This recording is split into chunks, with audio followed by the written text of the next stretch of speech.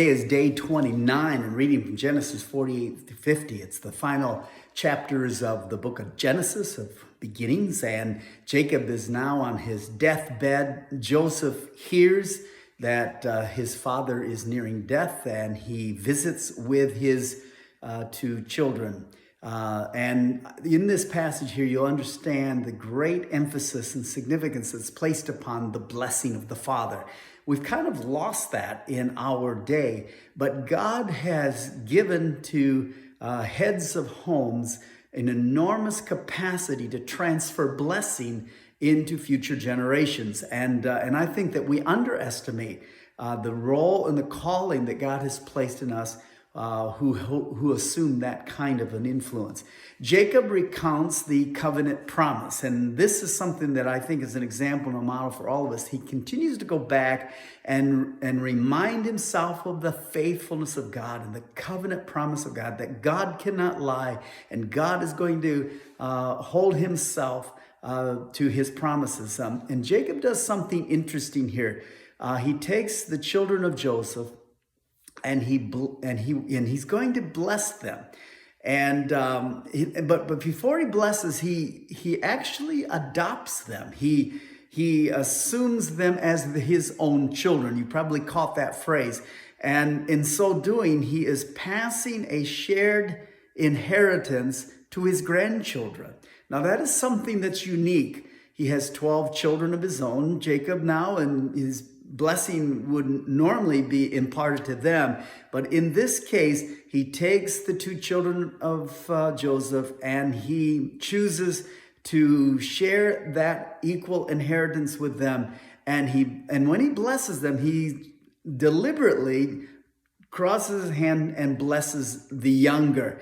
Joseph tries to correct this, but Jacob says, truly his younger brother shall be greater. Now this is just like a repeat, right? A deja vu here. He blesses both boys, but he passes the ruling power to the younger brother Ephraim. Now this is just, if you can dig deep, you'll see some things here.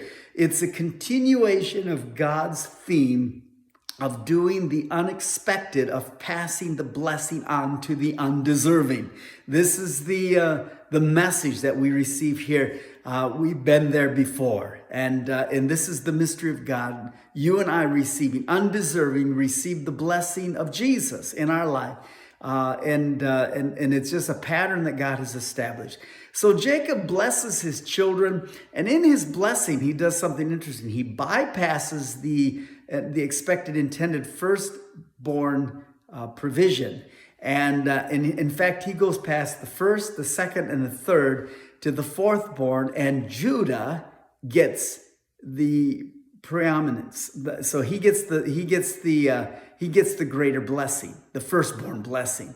And so you think, when you look into the language of Judah as it's described in this passage here, it's loaded with prophecy. It talks about lion, and it gives reference to many connotations to Jesus. Remember, Jesus is the Lion of the tribe of Judah. So all of this is mixed in here as well. The 12 tribes of Israel, rather Israel is the name of Jacob. This becomes a very significant feature throughout all the rest of the Bible. Jacob dies, and Joseph's brothers are terrified because now, they maybe felt like their dad was the only restraining force keeping Joseph from retaliation. But in this passage here, Joseph seems almost taken back and almost hurt that his brothers have not yet accepted the genuineness of his heart to release them and to forgive them of their sins. And he affirms to them that he's already forgiven them.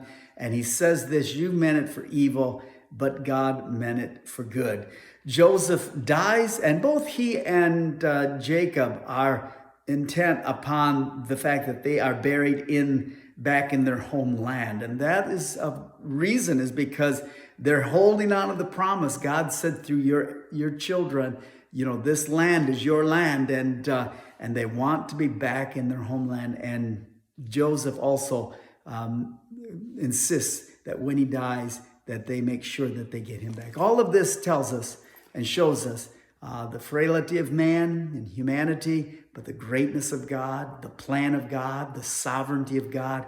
It's fantastic to consider how God is working out in spite of this sin, in spite of the evil, in spite of the wickedness. God has a plan, and he's going to fulfill it through his covenant promise.